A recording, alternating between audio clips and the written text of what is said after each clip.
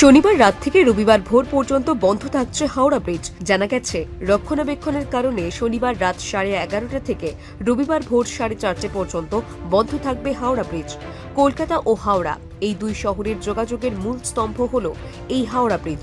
দিনে দিনে সেতুটির বয়স বেড়েছে অনেকটাই, তাই সেই কারণেই ব্রিটিশ আমলে তৈরি এই ব্রিজের রক্ষণাবেক্ষণ ও স্বাস্থ্য পরীক্ষার সিদ্ধান্ত নিয়েছে কলকাতা কর্তৃপক্ষ, যার ফলে শনিবার মধ্যরাত থেকে রবিবার ভোর পর্যন্ত হাওড়া ব্রিজে পুরোপুরি বন্ধ থাকবে যান চলাচল।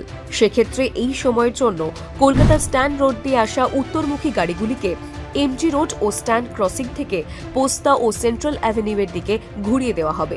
সেক্ষেত্রে যেতে হবে নিবেদিতা সেতু দিয়ে। সেন্ট্রাল অ্যাভিনিউয়ের দিক থেকে আসা দক্ষিণমুখী গাড়িগুলিকে এমজি রোড থেকে ঘুরে বিদ্যাসাগর সেতু বা দ্বিতীয় হুগলি সেতুর দিকে হাওড়ার দিকে যেতে পারবে। রেবন রোড যাতায়াতকারী গাড়িগুলি স্ট্যান্ড রোড হয়ে চলে যাবে বিদ্যাসাগর সেতু বা দ্বিতীয় হুগলি ব্রিজে। দক্ষিণ এবং পূর্ব কলকাতা থেকে হাওড়া ব্রিজের দিকে আসা যানবাহনগুলিকে বিদ্যাসাগর সেতু দিয়ে ঘুরিয়ে দেওয়া হবে।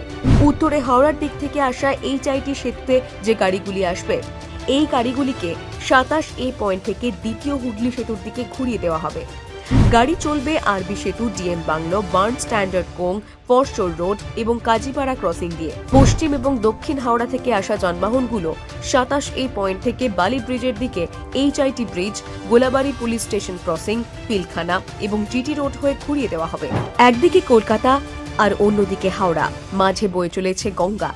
দুই শহরের মধ্যে সংযোগ রক্ষা করছে এই সেতু। পোশাকি নাম রবীন্দ্র সেতু, তবে হাওড়া ব্রিজ নামেই চেনেন সকলে। কলকাতা শহরের অন্যতম ল্যান্ডমার্ক এই ব্রিজ।